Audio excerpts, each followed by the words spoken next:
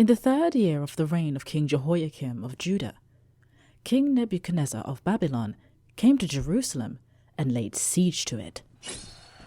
Within a week, the Lord handed King Jehoiakim of Judah over to him, along with valuable objects from the house of God. Nebuchadnezzar brought them to the temple of God in the land of Shinar and stored them in its treasure house. Later, the king ordered Ashpenaz, his chief officer, to bring in some Israelis of royal and noble descent.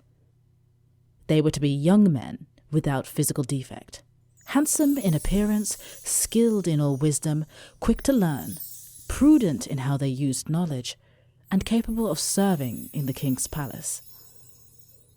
They were to learn the literature and language of the Chaldeans.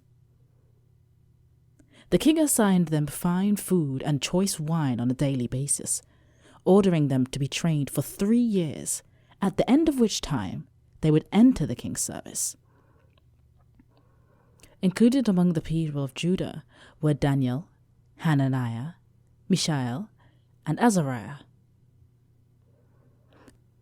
The chief officer assigned the name Belteshazzar to Daniel, the name Shadrach to Hananiah, the name Meshach to Mishael, and the name Abednego to Azariah.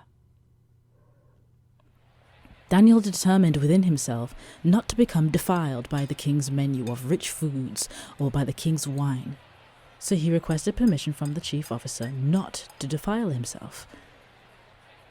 God granted Daniel grace and compassion on the part of the chief officer.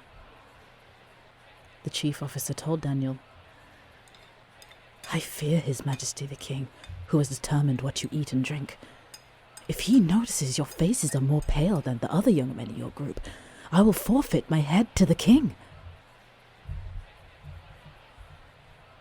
But Daniel told the guard whom the chief officer had appointed over Daniel, Hananiah, Mishael, and Azariah, "Please, test your servants for 10 days, and let us be given vegetables to eat and water to drink. Then compare how we look with the young men who ate the king's rich food, and treat your servants in accordance with what you observe." So he listened to what Daniel said and tested them for 10 days. And at the end of the 10 days, their appearance was better, and their faces were well nourished compared to the young men who ate the king's rich food. So the guard took away their rich food and wine, giving them vegetables. As for these 4 young men, God gave them knowledge, aptitude for learning, and wisdom. Daniel also could understand all kinds of visions and dreams. Then, at the end of the training period that the king had established, the chief officer brought them in before Nebuchadnezzar.